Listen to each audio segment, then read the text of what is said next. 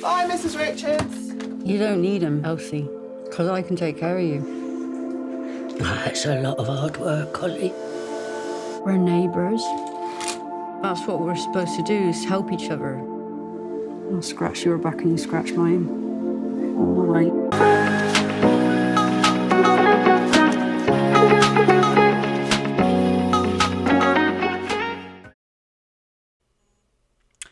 Hey, howdy, hey, awesome people of the internet, Wolfman47- here, and it's time to talk about another film. And for those who are wondering, no, I'm not gonna tackle the Oz films just yet, or if I can, or if I do, I don't know if I will. It's yeah. So yeah, this week as you know, as some of you all know, is a particularly difficult week for me because it's the 2-year anniversary of losing my sister. So when I went to the cinema with friends, and I had a choice of going to see a noisy film or a not so noisy film, and I went with the not so noisy film, which is this British drama film called Dragonfly.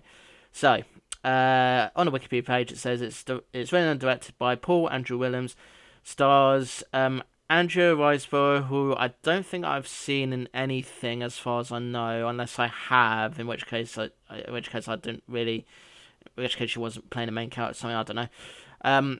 Brenda Bethlin, who, for those of you who watched ITV a lot, she plays Vera in the show of the same name, the detective from Yorkshire or wherever it is.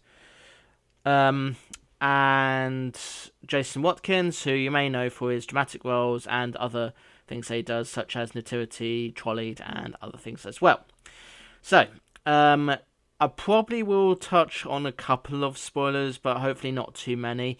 So, the film is basically about these two neighbours. One that's young, one that's old. It's pretty obvious who's who. The old one has this sort of agency, people from this agency coming in to care and look after her, sort of putting food in and so forth. And the neighbour, to begin with, is okay with this, but then kind of realizes that these staff aren't exactly honouring the 1 hour time slot that they granted the old lady, and are just doing stuff to sort of tick on a box and everything. I'm not sure. I know there is a word for what this kind of abuse is called. I'm not sure if it's occupational abuse or elder abuse, but yeah, it kind of falls under that category of these people coming in, being too lazy and not really honouring the sort of 1 hour slot.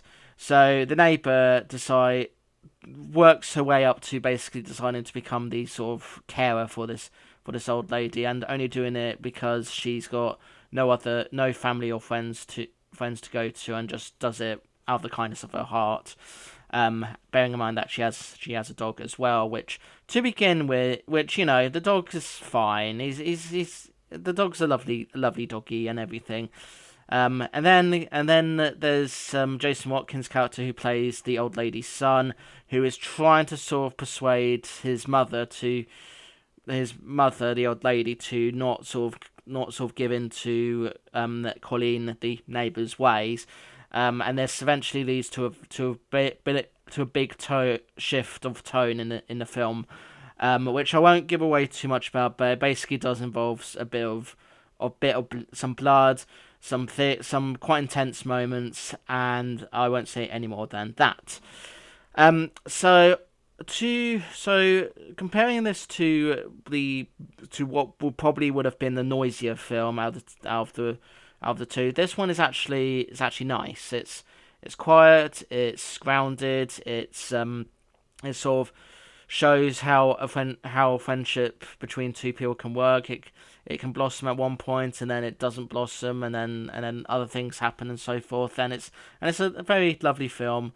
And me and Clank Zoka, who I went with to see this, we were talking about how some people sort of describe indie films as there's not really much happening, when actually there is stuff happening. You're just not. It's just, I think a lot of people are just not giving the sort of time and effort to sort of understand or sort of take in what's going on in the indie films, because lots of indie films and films that would otherwise be overlooked by a lot of people and also major studios.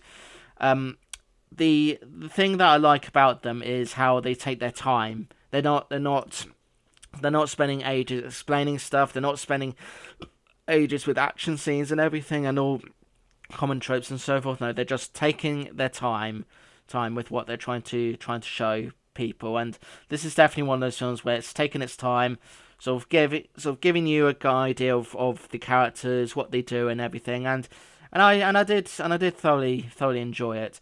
I probably was a bit harsh with the rating on Letterboxd, but I'll get to my rating in a moment. When we saw it in the cinema, I didn't see anyone on their phones this time. The person sitting next to me, who was also a friend of mine, was making a bit of noise, putting his coat on and so forth, which is fine, because there wasn't really much going on at the time. So, and no one was really talking when he was doing it, so it was all fine. There were a couple of ladies sitting behind us that were sort of talking throughout the film, but whispering. But it was definitely clear that they were definitely getting into the film, which is fine. If you're talking through a film and it's about the film, you're getting into the film and everything, that's okay.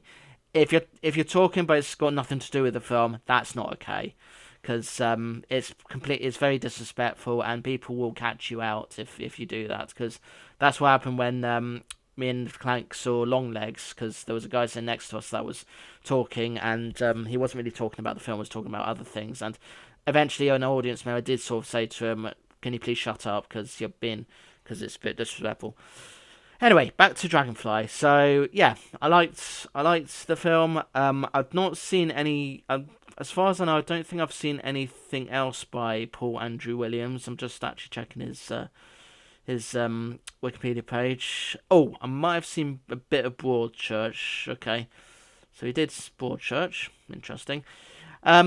Yeah, I think the film could have worked well as maybe a series, because it's definitely the sort of series that I would see possibly on ITV or BBC or even Channel 4, because it's kind of works out well as a sort of drama series. But I'm kind of glad that they decided to scrap that idea to do it as a feature film instead, because it's not often that I see Brenda Blethyn and Jason Watkins in many things on the big screen, and I've never heard of Andrea Riseborough before, so until this film. So yeah, I'm actually gonna check her filmography before I carry on, just to check that I've not seen her in anything else.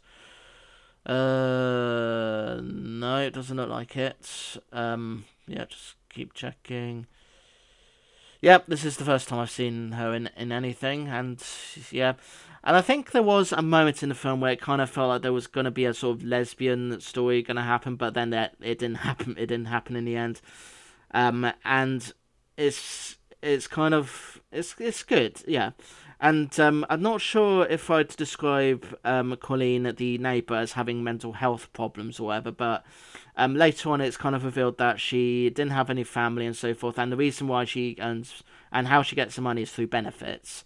So it kind of sort of indicating that maybe there is some problems that she has, or she is quite literally claiming benefits for no other reason other than because she has no other option, which is relatable in some cases. So yeah. So yeah, I've got nothing else to say about the film other than just go see it, because it is a lovely film and definitely worth watching if you want something much quieter than Wicked, which is the film I was trying to talk about. So yeah. So I'm gonna give Dragonfly, now that I've had some time to think about my rating, I'm gonna give it a 8 out of 10. Because I think it's a really good film. I think it definitely shows how a friendship can blossom and how it can lead to a downfall when people interfere and everything.